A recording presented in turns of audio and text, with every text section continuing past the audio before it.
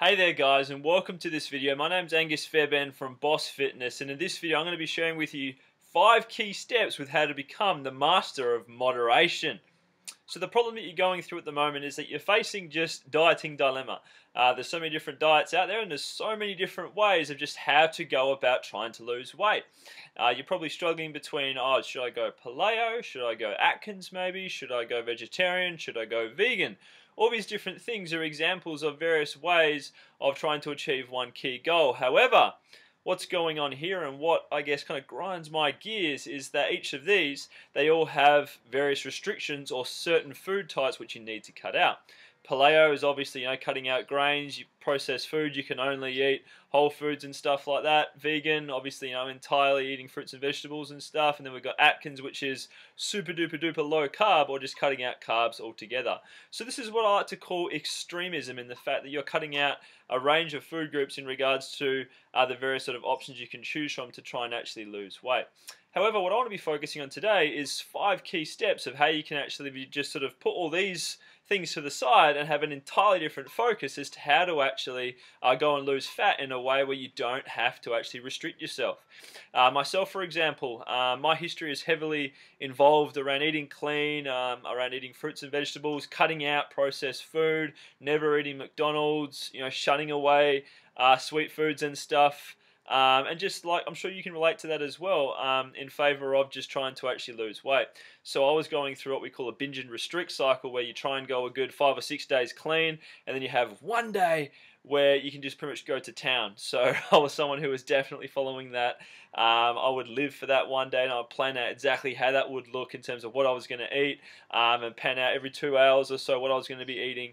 And it pretty much just meant where I would just have what we call an epic food baby, in the fact where I ate so much food that I just felt sick, and I really just wanted to stuff myself as full as I possibly could, because I knew that I'd pretty much just be having to go through another 6 days or so with just having to cut all these sort of things out.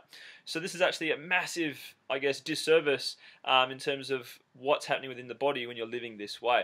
So in these following steps, I'm going to share with you what you can be implementing to try and avoid eating and living this way.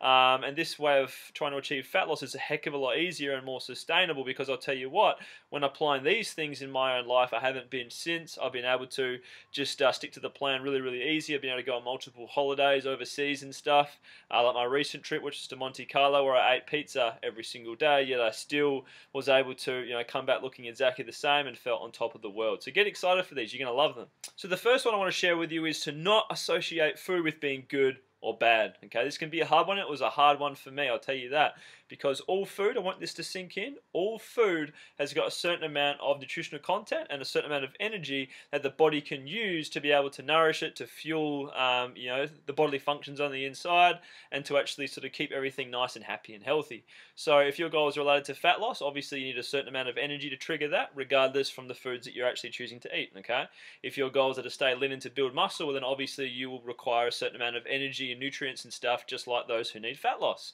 So if you can imagine, as the saying goes, what you don't track you can't measure. So for those of you who are just eating clean and cruising along, you can see there where you're lacking straight away is that you're just focusing on eating super clean, like what I used to do. And then that's sort of where the restriction comes in. Then you have that actual binge session over the weekend where you're getting yourself stuck in that cycle, binge and restrict. So because all food has obviously got, as I said before, a certain amount of nutritional content, any food can be used on a day-to-day basis to be able to hit your targets and what your body requires. What I teach is an 80-20 rule, where you have about 80% of your food intake coming from whole foods and fruits and vegetables, lean meat, stuff like that, and then 20 or 30%, whatever floats your boat. Keep yourself guessing, alternate between what sort of choices you're choosing. Myself, I love sweet things, so I love slamming down, ice cream, Nutella, Tim Tams, Ferrero Rochers, stuff like that, but you get the picture. So it's to get rid of the clean, the dirty, the good, the bad mindset, and just focus on all food as being food. Okay. Next one is that if you're someone who is physically active, then you will be able to eat more than someone who is not. Because obviously what happens is that the body will expend a certain amount of energy just being at rest during the day.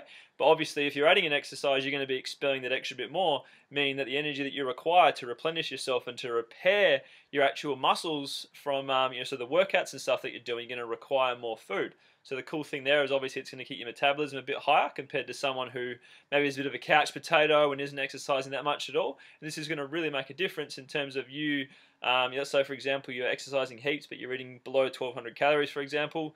Bump it up. You're eating far too low. But then if you're someone that's doing nothing at all, well, then your body's going to obviously require less energy to keep itself active and to stay lean. Okay.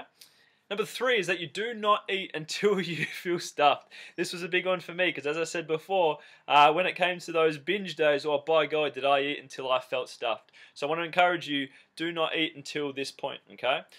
The downside here is that obviously that sends you into a massive energy surplus, and the body's got to do something with the excess energy, doesn't it? It's going to store it as fat tissue, you're going to get fatter, and you're going to gain weight and ruin that whole week's compliance, okay? So what we want to do here instead is just, be consistent on a daily basis. Supply your body with how much it needs, enjoy all sorts of food, and be consistent with that so that your body responds positively.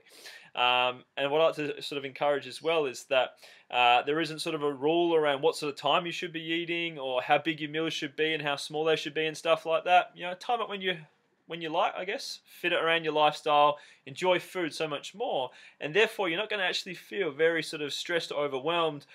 As opposed to someone who's, say, mucking around every 2 to 3 hours eating to try and boost their metabolism. That sort of side of things, you can blow that out the water. Time meals when you want to, have them as big or as small as you want when you like, just so that as long as at the end of the day, you've actually supplied the body with how much it needs. Train yourself in moderation. So what I mean by this is that if you're someone who, say, has an eating history of, say, for example, buffets, okay, so going to Sizzler, things like that. I'm someone who used to do that all the time, and then I would smash a good 4 to 6 plates while I was there, obviously stuffing myself till I was absolutely full, okay? So because this was a really bad habit of mine, what I actually needed to do was to abstain myself from going to all-you-can-eat places for a good 6 months, because I needed to remove myself from that habit and isolate it from being able to happen again. So now what happens is that if I get invited out to, say, all-you-can-eat places or whatever, I know that obviously I won't be able to fit 6 plates of food into my overall energy targets, would I? So what I tend to do now is instead I actually plan ahead. So let's say, for example, I might want to have 2 plates, okay? I'd roughly plan out and check on their menu what it is that they offer, and then I'd put that into MYFITNESSPAL, which is a great tracking app to help you to become aware of the food that you're eating. And then what I do is that, I sort of put it in ahead before I've actually eaten it in terms of what I actually plan to eat. Obviously, it might be a bit off because I'm just guesstimating, but regardless, it means the rest of the food I'm eating in the day leading up to that is going to allow for me to be able to, live life at the same time and then enjoy that meal at night time, sort of guilt-free, okay? Because there shouldn't be any guilt attached to, say, eating, a Marvelous Creations chocolate bar or a few Ferrero Rochers or whatever, okay? Because remember that all food has got nutritional content, a certain amount of nutrients that the body can use, so you need to get rid of feeling guilty if that happens. The only means that you should feel guilty is if you blow your sort of calorie and energy requirements when you know that you shouldn't have, because, that's well and truly in your own control. And last but not least is that if you want something, well then have it, okay? So as I said before, I'm someone who loves sweet things, so I like to alternate on a daily basis what sweet things it is that I'm eating. So that way it really never feels like I'm on any sort of diet or that I'm restricting myself, at all here, okay? Because let's face it, you're going to be eating food for the rest of your life. So therefore, the solution for you to be able to move forward needs to be away from these diets and things and instead on something which you can actually see and visualize yourself adhering to for the rest of your life. Because the idea here is that you're able to be consistent on a daily basis, day in, day out, and not have to be in a cycle of binge and restrict anymore. Because obviously with these diets and stuff, we all know that they promise great results, but with the restrictions price tag, far out. So they're causing you to have to get rid of so many things in favor of trying to get those results, which obviously means that because you can't be consistent with yourself to be able to actually get those results, you fall off and you look to the next diet. So with this and obviously these moderation things in mind, it's going to enable you to actually be able to be consistent and not feel like you're dieting. So to make it that easy, what I like to do is with new clients that I work with, I get them to focus only on a few things each day when they start out, is nailing above 20 grams of fiber, hitting a certain target of protein, okay?